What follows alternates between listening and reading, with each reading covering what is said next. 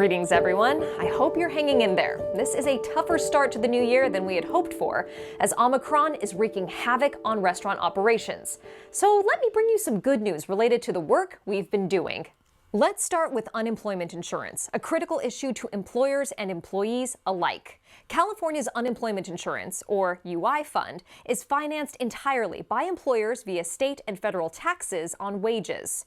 UI payments are intended to provide temporary financial help to workers who find themselves unemployed through no fault of their own. Usually, that's because someone got laid off. Because so many businesses were forced to close when the pandemic began, the UI fund was tapped like never before. Add to that a galling amount of fraudulent claims. Put those together, and no surprise, the fund is drained. When this occurs, as it did in May 2020, the state borrows money from the federal government so that all employee claims can be paid.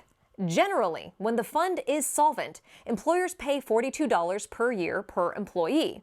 But when the fund is insolvent for more than 2 years, that per year per employee cost rises by $21 each year. In other words, it would go from $42 per year per employee to $63 per year per employee in the first year of the increase, and then up again the following year to $84 per year per employee, and so on. That tax increase on employers continues until the fund returns to solvency. Employers will start to see this alarming tax trajectory in January 2023 if nothing is done. The CRA believes the state has a moral obligation to hold employers harmless for this crisis, as it largely occurred due to the forced closure of businesses and a massive amount of fraudulent claims. That's why the CRA has been lobbying for the state to dedicate a significant amount of money toward paying down the federal loan.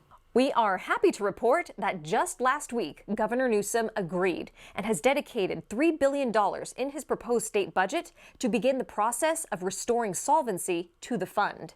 Speaking of funds, let's talk about the federal Restaurant Revitalization Fund. It has been clear for a long time that more relief is needed, and the fund needs another infusion of cash from Congress. We continue to work with our partners at the National Restaurant Association to keep up the fight for more federal funding, and we are cautiously optimistic on that front. Back here in California, only about 43% of restaurants who applied for the grants received them before the fund ran out.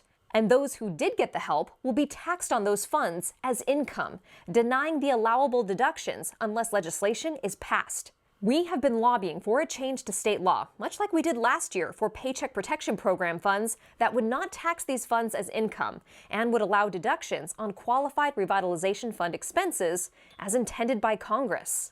There is good news here too. At our urging, the governor has addressed this issue in his new state budget proposal. Now, our job will be to ask the legislature to approve what the governor has proposed. What is needed is legislation that makes both of these things happen: the major state paydown on the UI fund debt and fair tax treatment of any RRF dollars. We will be calling on you in the weeks ahead for help with action alerts and other ways you can amplify our work in the state capitol on these two critical issues. I'm Sabrina. That's the news you need to know.